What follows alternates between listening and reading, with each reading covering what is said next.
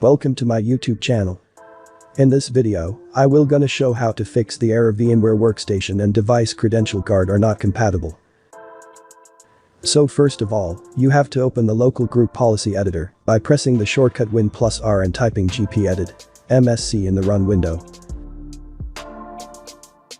Now go to local computer policy, computer configuration, administrative templates, system. Now here double click on device guard on the right hand side to open. Double click on turn on virtualization security to open a new window. It would be not configured, select disable and click OK.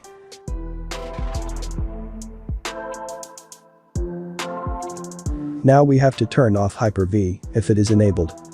So here go to turn Windows features on or off. So make sure Hyper-V is not ticked. If it is ticked, untick it and click OK. Now open command prompt window as an administrator and run the commands in the terminal. I gave all the commands in the description.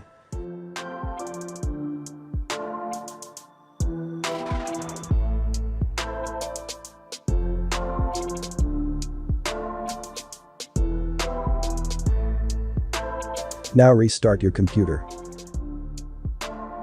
Now open the virtual machine.